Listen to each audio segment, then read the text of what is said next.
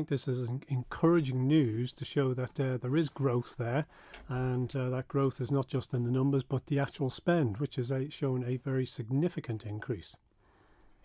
One of the bigger drops has been in the sea travel. That's down 17,300 passengers, which is 6%. Is that a bit alarming? Well, I don't know whether that's actually alarming, because you need to look at that in the round, because you also need to look at the air passengers as well, and you see significant increases there.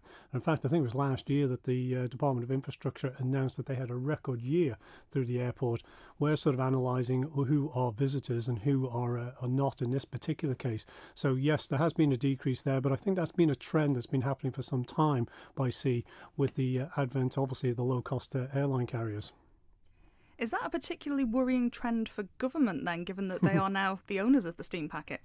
Yes, I think is a very good, valid point. Very good question. It's something now I think we have greater opportunity to work together, and having just had the heads of terms agreements with the steam packet go through Tynwald last month, there is an enabling factor in there to allow us to go and actually try and market.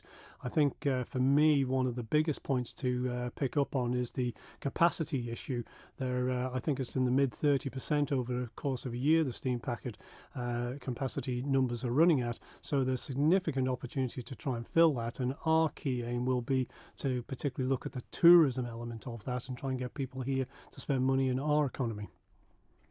One comment that, well, lots of comments that we've had on our Facebook page on our story about these initial figures when they were published earlier, a lot of people saying they find it cheaper to fly and hire a car rather than put their car on the steam packet. Is that something that needs looking at? Yes, and in those heads of terms, there are some issues that have been addressed in that particular area. Yes, and those are trends as well. And I think we just had the announcement of the Heathrow service here on the island, and that was great news. And I just come from a business meeting, where an individual who's not been here that long welcomes it, because where he comes from, he has to travel via the UK or Ireland to get to where he comes from. Heathrow now has opened up a great opportunity for him to visit, but also people to come here to the Isle of Man. So we have 13 different airports serviced from the Isle of Man now, which obviously includes Heathrow, which opens up the world.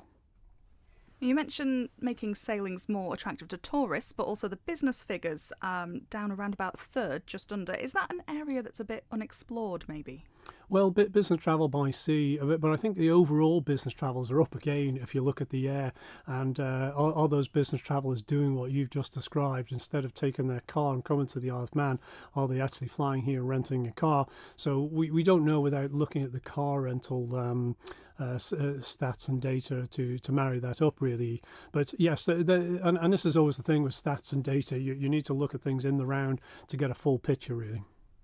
There are obviously lots of different stats and lots of different figures that make up this report. How are these figures calculated? Well, these are restated figures, and they're restated because they went back, I think, 3 years, and in an effort really to try and get a little bit more background and data. And that was with the help of the steam packet in particular, who did share the data that they collect when they actually when people make reservations. So where they make the reservations from, etc., is then put into this data that gives the restated numbers. This is all done through survey of passengers as they're leaving the island. There were just over 10,000 that took part this year. Do you think that's enough? No, well, that's the passenger survey, and then you collate that against what the data that has been collected. So it's a combination of that data, and that was one of the commitments that we did make through the Destination Management Plan, which was set forward in the programme for government. Looking at visitor spending, that's up over the year. How important is that for the economy? Very, very important. And it's one of the reasons we separated the executive agency for Visit Isle of Man, i.e. the tourism industry. In terms of GDP, it was never very large, but it did mean a lot to our quality of life here on the Isle of Man. And it is all about imported revenue for our island. So seeing that visitor spend go up by 12%, that's really significant. And that's a real benefit for our local economy. And the spend was up, but the number of, I think it was non-business visitors staying in paid accommodation very slightly down. We have got a lot of developments at the moment for hotels. Is that a potential concern in the future? Yeah, and I think what you've highlighted there is quite a lot of confidence in the industry because you're seeing developments happening, multi-million pound projects coming forward, opened in the last few years, and we've got a few more coming. And I think that sort of highlights the, shall we say, the confidence and the buoyancy that is actually out there. But in terms of the mix of visitors, whether they be leisure visitors, whether they be business visitors, or even friends and family, what we're interested in is the overall number to see what that benefit's going to be for the economy. So going back to that figure, the average visitor spend up 12%, that's a real key statistic for us. And the majority of the visitors have come from other parts of the British Isles. Is that the main target, or would you like to see more visitors coming from further afield? Yes, we definitely would, and we'd like to increase the mix. Our trend has been, of course, the Isle of Man, very good for events, and just past Easter, it was wonderful to see the Easter Athletics Festival growing again, and seeing that be very successful. But we're very good at events, we're very good at short stay, and the UK, given the fact we have 13 airports and the various different ports, you can actually access the Isle of Man.